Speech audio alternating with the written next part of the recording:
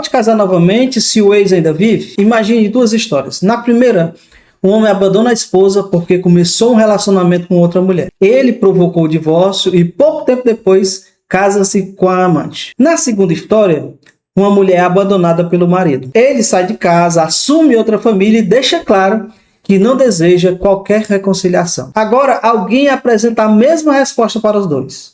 Enquanto o ex estiver vivo, ninguém pode casar novamente. Responda com sinceridade. Essa resposta tratou com justiça quem produziu a ruptura e quem foi abandonado? Mas existe também o outro extremo. A pessoa se cansa do casamento, encontra alguém mais interessante e diz: Deus quer que eu seja feliz. Então transforma qualquer frustração numa autorização para abandonar a aliança e começar outra relação. Por isso a pergunta, pode casar novamente se o ex ainda vive? Não pode ser respondida apenas verificando se o ex continua vivo. É preciso perguntar também, quem rompeu a aliança? Por que ela foi rompida? Houve traição, abandono, houve violência? Existe arrependimento? A reconciliação ainda é possível e, acima de tudo, segura? Porque sem conhecer a história, uma resposta rápida pode chamar o culpado de vítima e colocar sobre a vítima a responsabilidade pelo pecado que a outra pessoa cometeu.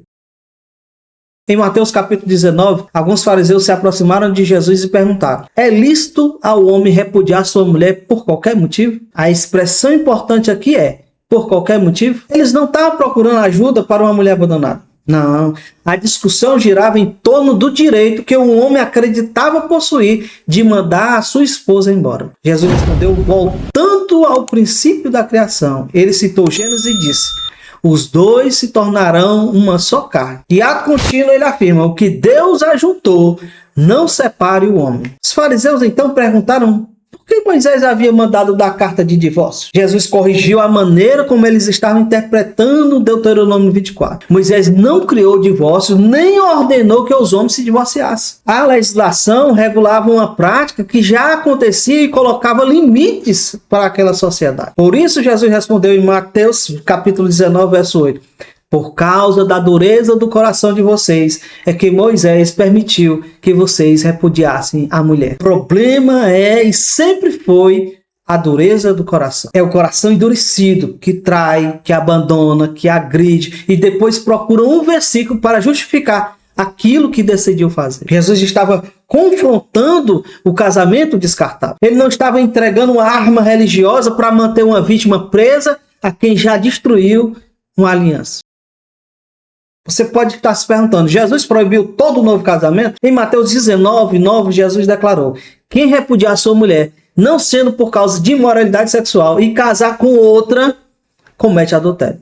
Jesus usa uma exceção, não sendo por causa de imoralidade sexual. O termo grego utilizado é porneia, geralmente traduzido como imoralidade sexual. Esse versículo recebeu interpretações diferentes ao longo de toda a história da igreja.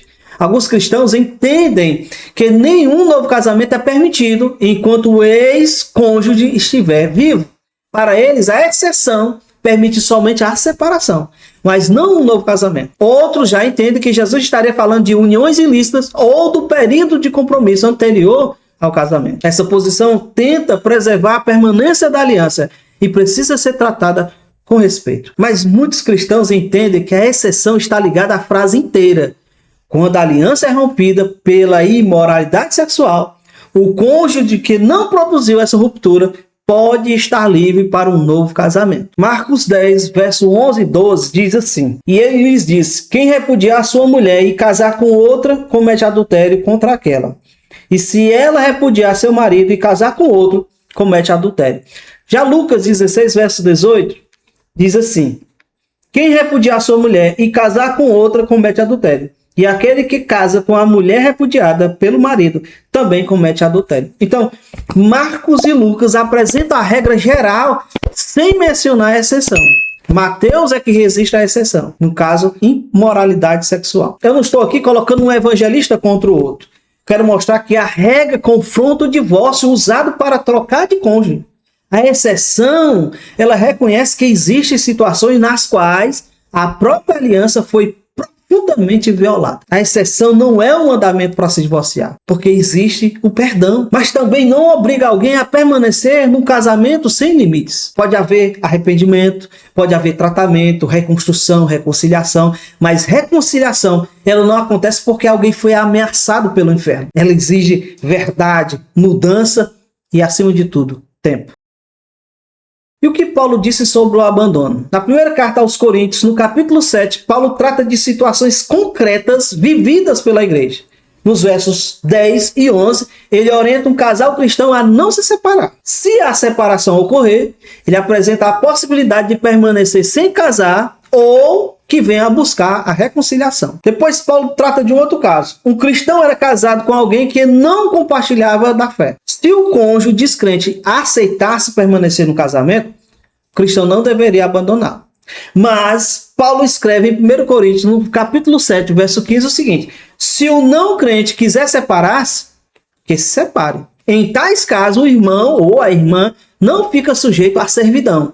Deus chamou vocês para viverem em paz. E aqui novamente nós encontramos interpretações diferentes. Alguns entendem a expressão de Paulo, não fica sujeito à servidão, significa que o cristão não é obrigado a impedir a separação, mas ainda não poderia casar novamente. Já outros entendem que se a pessoa foi definitivamente abandonada, ela não continua presa a uma aliança que o outro se recusou a manter. Essa segunda interpretação foi reconhecida por muitos cristãos como uma possibilidade bíblica de um novo casamento. Paulo não está falando de uma discussão seguida de alguns dias fora de casa. Não foi uma briguinha que o homem saiu e depois voltou. O assunto é um abandono real. A pessoa rejeita a vida conjugal e decide que não deseja mais permanecer na aliança. Eu penso que quem foi abandonado não deve receber a mesma responsabilidade moral de quem abandonou. A carta aos Romanos, o capítulo 7, verso 2 e 3, é frequentemente usada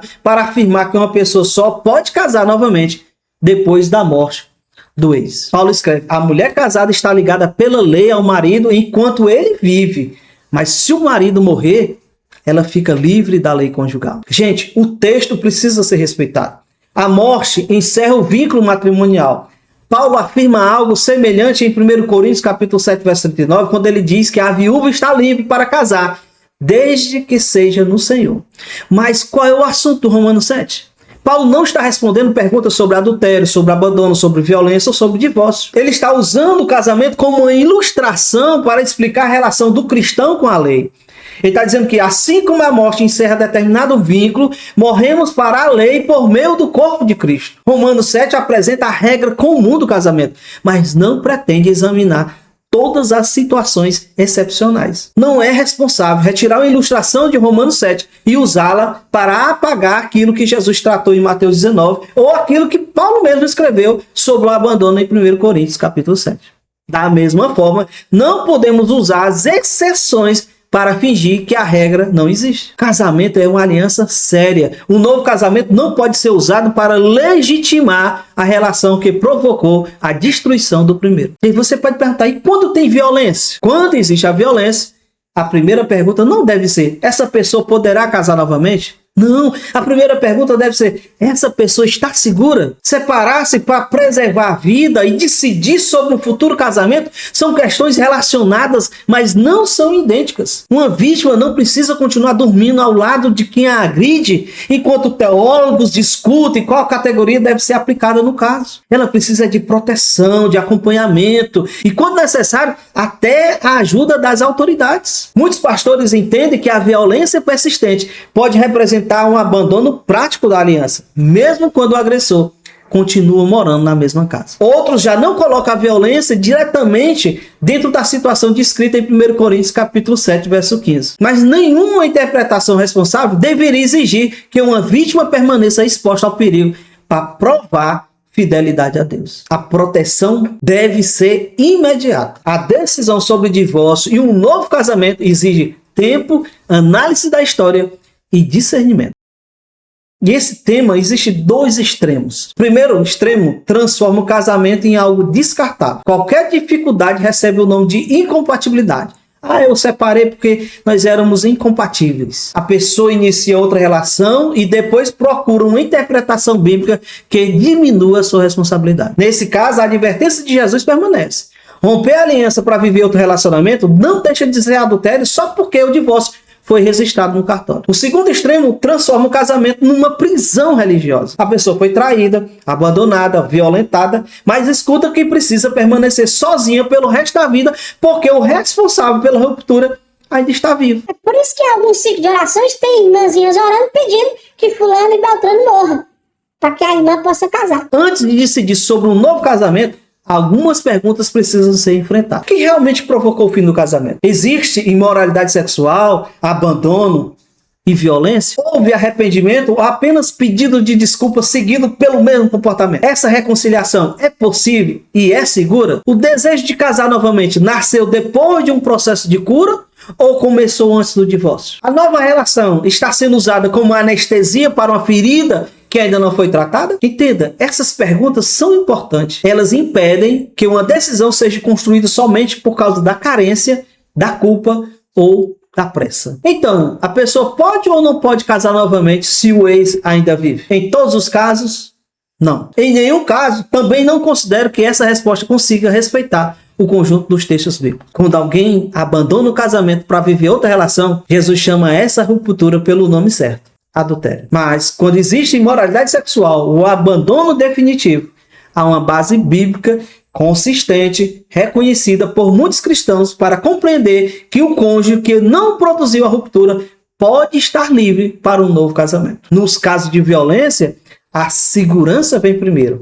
A possibilidade de um novo casamento exige discernimento cuidadoso, porque as tradições cristãs divergem sobre como enquadrar essas situações. E mesmo quando existe liberdade bíblica, isso não significa que a pessoa esteja emocionalmente preparada. Novo casamento não deve ser remédio para a solidão, nem tentativa de apagar rapidamente a história anterior. Cada caso exige verdade, responsabilidade, tempo e acompanhamento que não esteja comprometido em defender somente a aparência do casamento. Esse vídeo faz parte de uma série baseada no guia Deus Odeia o Divórcio ou a Quebra da Aliança. No material, eu examino Malaquias 2, examino as palavras de Jesus e os textos usados para manter pessoas presas ao medo e à culpa. O acesso desse guia está na descrição ou no comentário fixado. Agora eu quero saber sua opinião. A mesma resposta deve ser dada para quem abandonou a aliança e para quem foi abandonado? Escreva nos comentários com respeito. Por quê? Porque existem pessoas lendo que ainda estão tentando compreender as próprias histórias. E no próximo vídeo desta série, nós vamos conversar sobre a pergunta: é apenas uma crise no casamento ou a aliança já foi quebrada?